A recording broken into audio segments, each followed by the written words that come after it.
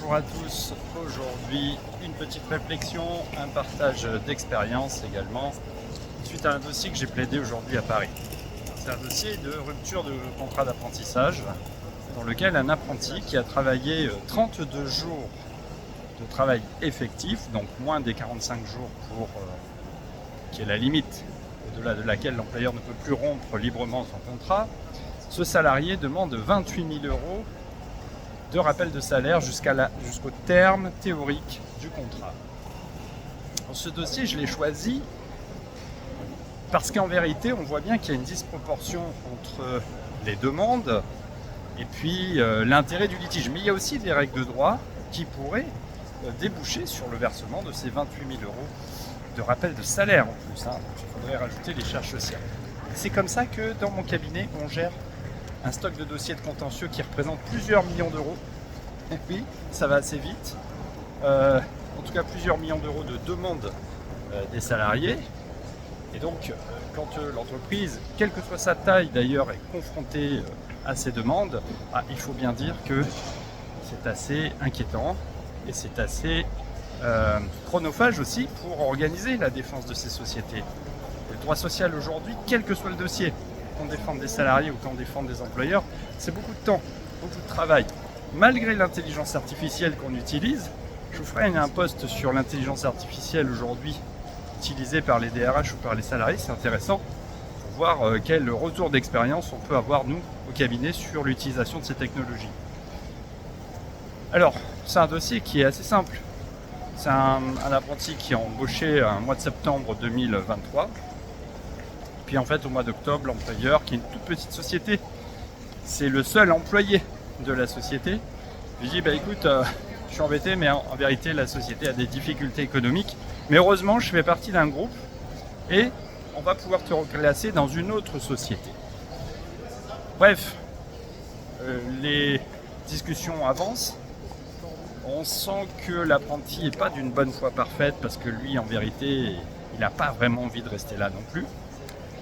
Et il va se servir de cette situation-là, je pense, pour essayer de tirer 1 litre d'huile avec une olive, comme on dit dans le sud de la France. On essaye de faire 1 litre d'huile avec une olive, mais c'était le cas de ce dossier. Et donc, ce salarié se met d'accord avec l'employeur fin décembre pour rompre le contrat, sachant que la société va être en liquidation. Alors pas en liquidation judiciaire, c'est un peu technique, je ne vais pas rentrer dedans, va être en liquidation le 31 décembre. Seulement, le salarié n'est pas là pour signer les documents. Donc les documents sont signés le 9 janvier, la rupture d'un commun accord est signée le 9 janvier, à effet rétroactif du 31 décembre. Et le salarié nous dit, non, nullité de la rupture, je demande 28 000 € et vous allez me payer jusqu'à la fin théorique de mon contrat parce que la rupture est nulle. Gros débat sur la notion de nullité de la rupture, parce que nous on soutient que on peut tout à fait rompre un contrat avec l'accord des parties en mettant une date antérieure. L'important c'est que la personne n'ait pas travaillé pendant ce laps de temps. En tout cas nous sur un contrat d'apprentissage c'est la position juridique qu'on tenait.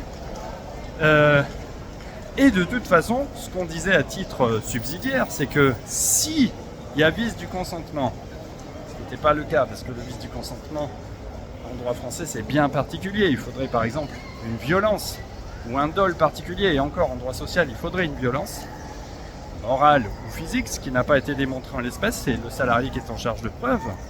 Eh bien, en vérité, nous on dit, alors, si par extraordinaire la rupture du contrat est nulle, on doit considérer que l'employeur avait le droit de rompre unilatéralement, puisqu'il était dans le délai de 45 jours. Eh bien, voyez ce dossier qui, pour les puristes, pourrait paraître assez simple, en vérité, a été très compliqué. Et d'un petit dossier, quelqu'un qui a subi, je pense, une frustration réelle dans la rupture de son contrat, eh bien, c'est un contrat qui dégénère au prud'homme avec beaucoup d'argent dans une société qui, de toute façon, n'en a plus.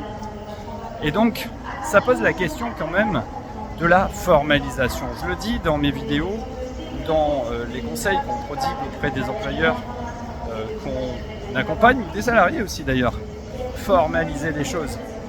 particulièrement dans les petites boîtes, pharmacie, garage, expertise comptable, restauration rapide d'ailleurs, qui reste quand même, même malgré la taille des enseignes, qui reste quand même des PME, formaliser les choses. Parce que à défaut de le faire, et à défaut de le faire dans des délais, on s'expose à des débats, à des risques.